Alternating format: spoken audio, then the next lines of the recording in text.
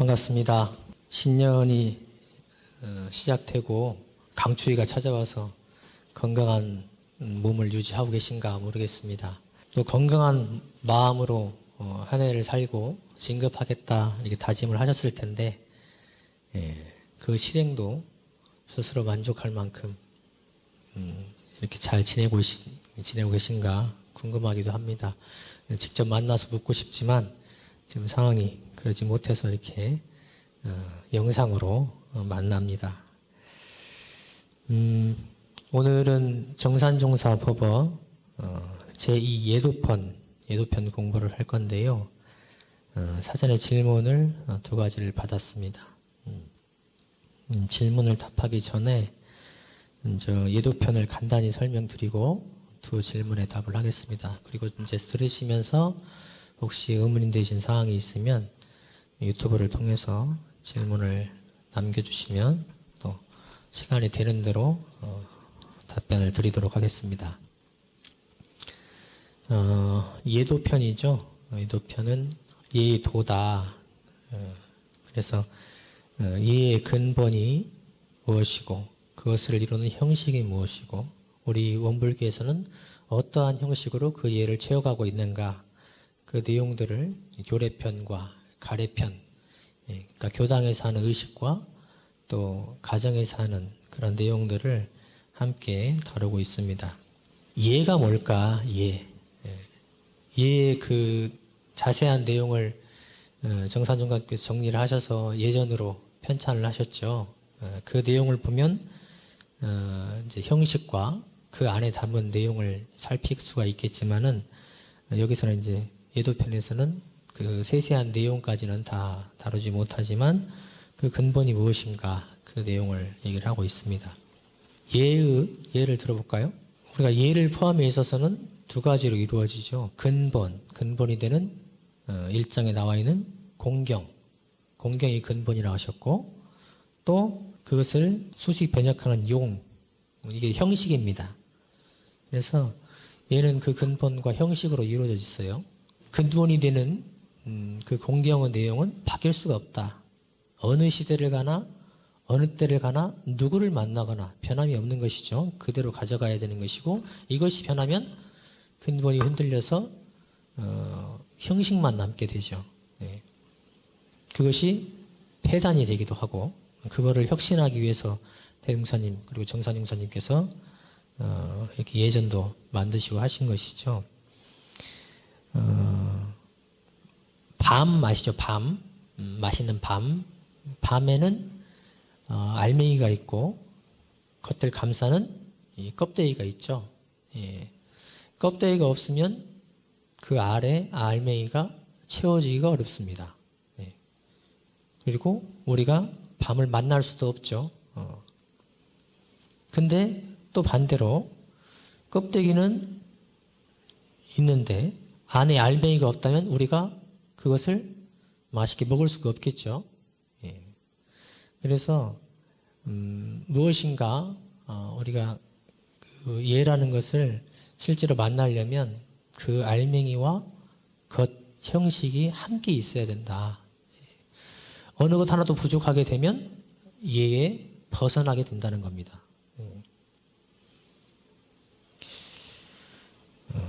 여러분들 이따가 저녁에 이제 밥을 드실 텐데 밥이 있어요.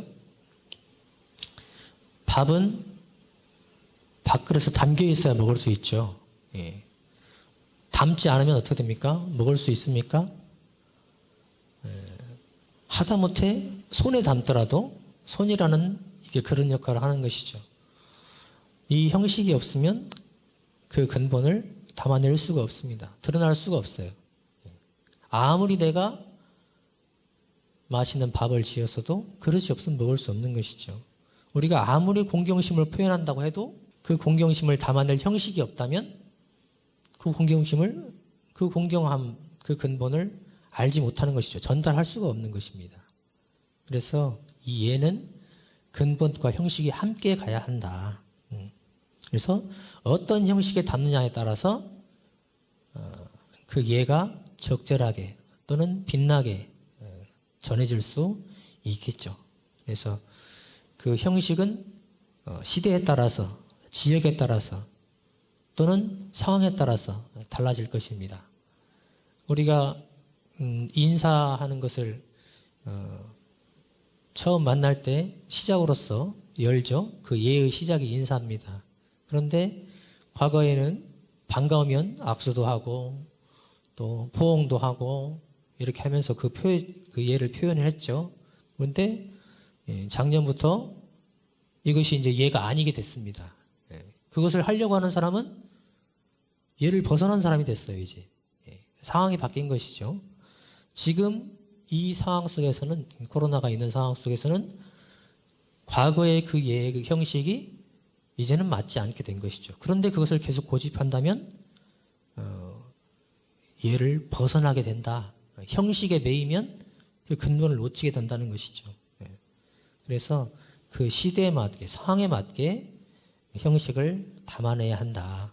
이것을 벗어나면 예를 놓치게 된다는 것입니다. 그래서 예는 근본이 공경이다. 이것을 항상 염두에 두시고 시작을 하시면 좋겠습니다. 질문 내용을 보고 말씀을 드리겠습니다. 먼저 16장 질문을 청년 일단 이승민교가 했는데요. 어제도 오늘도 내일도 혼자이고 내년에도 혼자라면 왜 스스로를 삼가야 하는지 잘 모르겠습니다. 옛 성인의 말씀이라는 것은 공자님이 쓴 책에서 따온 구절인 것 같습니다. 저는 자취한 지 7년이 넘어가는 홀로 살기 마스터인데요. 만일 어제도 오늘도 내일도 혼자이고 내년에도 혼자라면 왜 스스로를 삼가야 하는지 잘 모르겠습니다. 옛 성인의 말씀은 자유와 방종을 좋아하는 저에게는 이해가 가지 않습니다. 왜 혼자 있을 때 스스로를 삼가야 하는지 풀어 해석 부탁드립니다. 이렇게 질문을 했습니다. 본문을 다 피고 계시죠? 혼자 있을을 삼가라. 우리 승민교가 어제도 혼자였나 봐요. 오늘도 혼자고 계속 혼자일 것 같다. 근데 이것에 이제 의문이 들죠. 정말 혼자입니까? 혼자 살면 다 혼자인가? 그러면 아무와 소통도 하지 않고 혼자 살아가는가? 아마 우리 승미호가 외로워서 그럴 수도 있고 익숙하지 않다 혹은 일상적인 것이 아니라서 이렇게 질문을 했을 수도 있을 것 같아요. 그런데 지금 이 시간도 우리는 소통하고 있고 연결되어 있습니다. 혼자가 아니죠. 그리고 현재의 승민교는 과거의 승민교와 또 연결되어 있습니다. 모든 건 연결되어 있어요. 모든 것은 연결되어 있습니다. 우리 모두는 다 연결되어 있습니다. 그래서 혼자라고 했지만 몸만으로는 혼자라고 할 수도 있겠죠. 그러나 마음으로 우리가 연결이 되어 있습니다. 이 예라는 것은 마음을 표하는 것이죠. 그리고 그걸 잘하기 위해서 삼가는 것입니다. 삼가라. 혼자 있을 때 표현했던, 먹었던 그런 마음들, 습관들은 반드시 나타나게 된다. 그래서 과거에 내가 했던 그 습관들, 마음 먹었던 것들이 지금 나와 연결이 되어서 다른 사람에게, 다른 사람과 만날 때 그것이 나타나게 되기 때문에 삼갈 수밖에 없다. 제가 그 혼자 운전할 때, 그러잖아요. 교무님이 이제 다른 사람들을 태우고 다닐 때는 저도 조심을 하고 다 조심을 하죠. 그런데 이제 혼자 운전할 때가 있어요. 그때 이제 갑자기 누가 끼어든다거나 혹은 깜빡이를 켜지 않고 들어온다든가 설마 들어오겠어 했는데 들어온다든가 내 순서인데 저 사람이 먼저 들어간다든가 이런 상황이 되면 나도 모르게 이렇게 말을 할 때가 있어요. 저런 이렇게 하면서 예의 없는 것에 대해서 말을 할 때가 있는데 그것을 몇 번 하고 나니까 누구랑 같이 가는데 나도 모르게 그게 나올 때를 보고 깜짝 놀랐습니다. 마음을 항상 준비하고 있다고 생각했는데 이거 했던 것이 항상 마음을 잡고 있으면 좋은데 그럴 수가 없죠. 그래서 이 했던 것이 그대로 나오는구나. 그리고 한번 마음 먹었던 것은 기회만 노리고 있습니다. 기회만 노리고 있어서 언제 그 마음이 말로 표현될지 모르죠. 스스로를 나는 안 그럴 거다 이렇게 얘기할 수 있는 사람은 항마를 한 사람이라 할 수 있는 것입니다. 나를 완전히 내 마음을 조복받은 사람, 내 마음을 언제나 이길 수 있는 백전백승의 힘을 갖춘 사람만 할 수 있는 것이죠. 그러지 않은 사람은 장담하면 안 돼요. 나도 모르게 나올 수 있습니다. 감정 따라서, 습관 따라서 나올 수가 있기 때문에 삼가라. 우리 승민교가 자유와 방종을 좋아한다 그랬는데 그 자유와 방종은 혼자 있을 때는 상관이 없죠. 누가 뭐라고 하겠어요?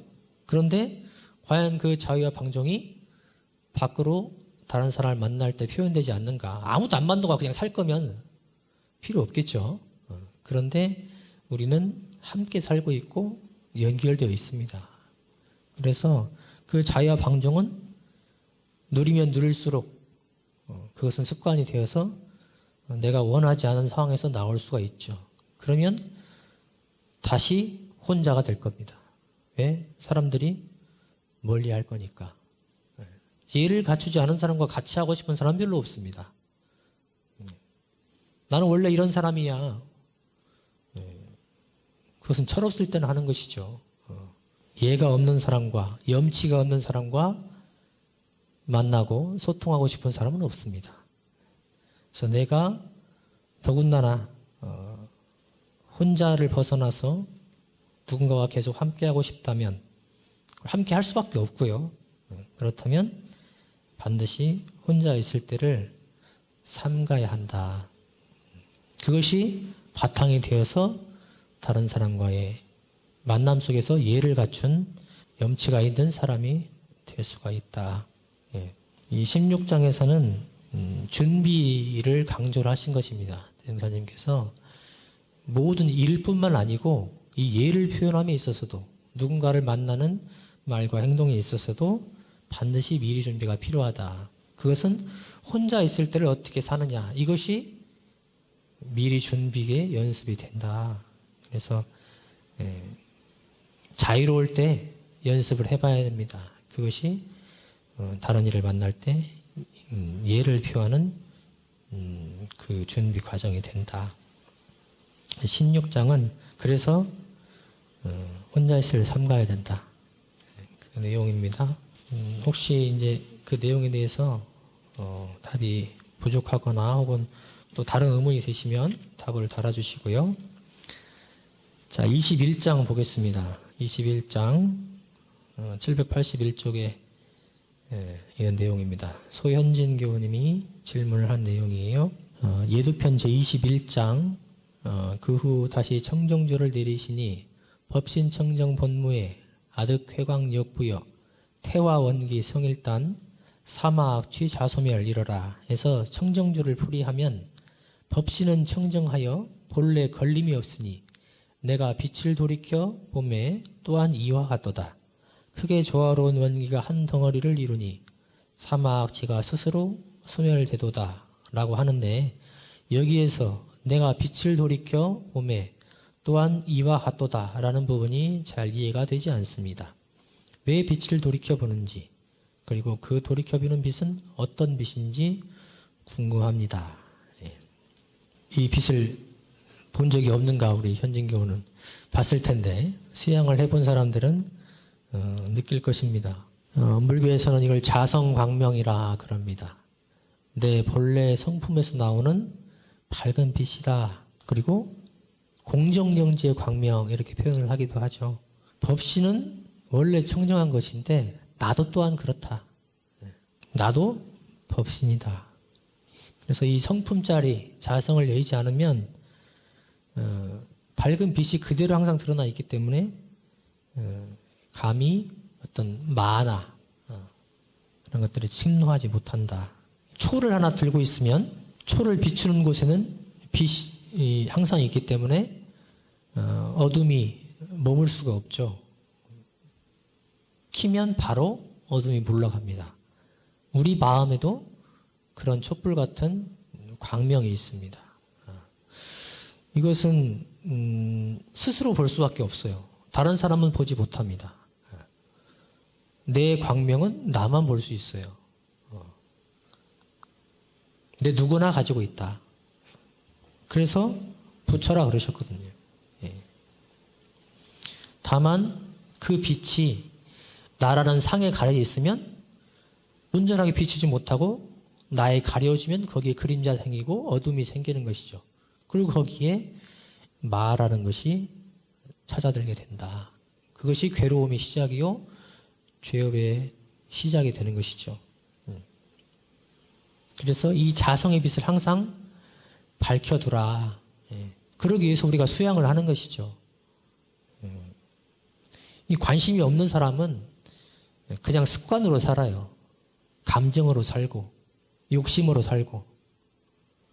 그러나 내 성품에 대한 관심이 있는 사람이라면 그 빛으로 살려고 노력을 하죠. 그러기 위해서 그걸 단련하기 위해서 수양도 하는 것이고. 그래서 이 자성의 빛, 내 본래 마음에 내 성품자리 거기서 나오는 빛, 자성 광명을 항상 밝히라. 제일 좋은 방법은 이 성품차를 깨우치는 것이겠죠. 늘 깨어 있으면 그 빛이 사그러들 시간이 없고 가려워질 것이 없죠. 그러나 깨치지 못했다면 무엇으로 가야 될까요? 자성의 빛은 어떻게 들어보게 볼 수 있을까? 일상성의 요법에 자성의 정, 자성의 해, 자성의 개 그랬죠. 자성을 모르면 자성의 정, 해, 개를 들 수가 없어요. 그러죠. 저도 학교 다닐 때 예비교문 때 이게 의문이었어요. 내가 자성을 잘 모르는데 자성의 정, 해, 개를 어떻게 세우는가? 그래서 제가 질문을 했을 때 법타원님 통해서 받았던 것은 그것은 그대로 믿으면 된다. 일상성의 요법으로 그대로 실행하려고 믿고 해봐라. 자성이라는 것은 청정한 것이다. 법신과 내가 다르지 않다. 이것을 믿어라. 믿고 하는 것과 그냥 하는 것은 힘이 다르겠죠. 그런데 철저히 믿어라. 흔들림 없는 믿음을 세우라는 것이죠. 또 하나는 이 자성의 빛은 내가 직접 밝힐 힘이 없다면 대종사님, 정산종사님, 대산종사님, 스승님들께서 그 자성의 빛으로 법문을 많이 내주셨습니다. 이 법문을 항상 대조하고 그 법문을 내가 들고 다니면 이것이 경계를 당했을 때 그 빛을 발합니다. 그래서 스스로 깨치거나 아니면 믿거나 아니면 그 믿음으로 내주신 법문을 항상 가까이 하고 들고 다니면 그것이 어둠을 물리치고 나를 밝히는, 세상을 밝히는 빛이 될 거라고 생각이 됩니다. 그래서 빛이 없으면 어둡잖아요. 왜 돌이켜보냐고요? 어두우니까. 예? 밝혀야죠. 어두움은 무명이요. 두려움이죠. 빛을 돌이켜서 그 무명과 두려움을 벗어내고 복된 길로 나아가야죠. 그러려면 이 빛이 항상 마련되어 있어야 한다. 자성 광명에 대한 얘기입니다. 법신청정 본무회로 시작되는 이 청정주를 늘 한번 대조하고 외우고 다니면 이것이 주문이죠. 이 자체의 위력이 있어서 내가 그 공부를 하는데 도움이 됩니다. 그래서 청정주도 많이 외우시면 좋겠습니다. 지하철 타고 버스 타실 때 인터넷만 보지 마시고 청정주를 마음속으로 새기면서 가보시면 그것이 내 자성을 밝히고 또 수양으로서 그것을 스스로 밝힐 수 있는 힘을 갖추는 데 도움이 될 것입니다. 그래서 청정주를 늘 새기시면 좋겠다 부탁을 드리고 전산용 목사님께서 올해 신년 법문으로 집집마다 부처가 사는 세상을 표어로 해서 법문을 해주셨습니다. 집집마다 부처가 살려면 내 스스로 부처가 되는 것도 있고 또 부처 대접을 해주면 됩니다. 예. 설사 부족해도 부처 대접을 해주면 점점 부처가 됩니다. 예. 그런데 이것이 오늘 공부한 예도편과 연결이 돼요. 예. 부처라면 공경의 마음을 가지고 받들어줘야겠죠. 예.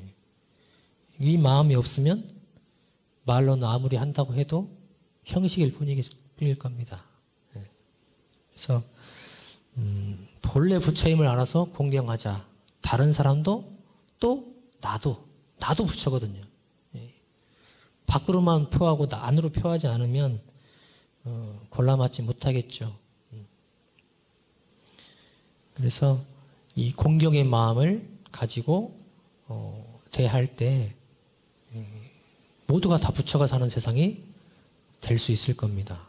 설사 지금 부족하더라도 말도 행동도 부족하더라도 근본은 부처이기에 공경심을 가지고 되어야 할 것입니다. 지금 부족함을 내가 채워줄 수도 있어요. 그리고 그 예라는 것은 아까도 말씀드렸지만 그 공경심을 표현하는 형식이 되죠. 그래서 그것도 상에 맞게 적절히 표현을 잘하자. 그러면 아니 어떻게 그렇게 예의 형식이 계속 바뀐다면 어떤 것이 맞는 예인지 어떻게 알 수 있습니까? 왜 모르겠어요? 보편성을 보면 되죠. 예. 보편적으로 어떻게 하는가. 다만 그 안에 공경이라는 그 근원 정신이 바탕이 돼 있을 때 그 본의를 잃지 않는 것이죠. 그래서 공경이라는 단어를 마음속에 항상 두고 형식을 채워가면 어디 가나 환영받는 사람이 될 겁니다. 예도편도 읽으시고 뒤에 보면 예전도 있죠. 정산중사님께서 너무 자세히 표현했다 이런 표현까지 하셨지만 이 예전을 우리가 잘 읽고 그대로만 하면 어디 가나 경우바르다. 저 사람 참 예의가 있다. 그리고 환영받는 그런 사람이 될 겁니다. 그래서 오늘 예도편도 그렇고 예전도 함께 예전을 한 번도 안 읽은 사람이 온불교의 예법을 안다 할 수는 없겠죠. 예전도 함께 읽어보시면 좋을 것 같습니다.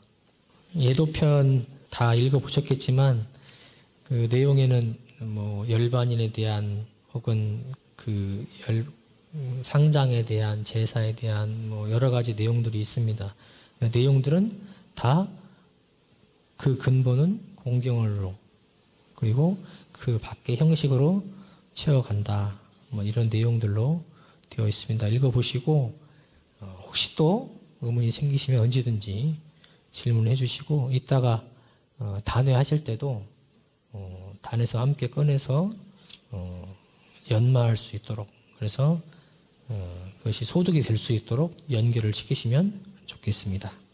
문답은 함께 회화를 통해서 이어가면 효과가 있기 때문에 예도편은 이렇게 하고 단회 때 또 함께 연마를 하시면 좋겠습니다.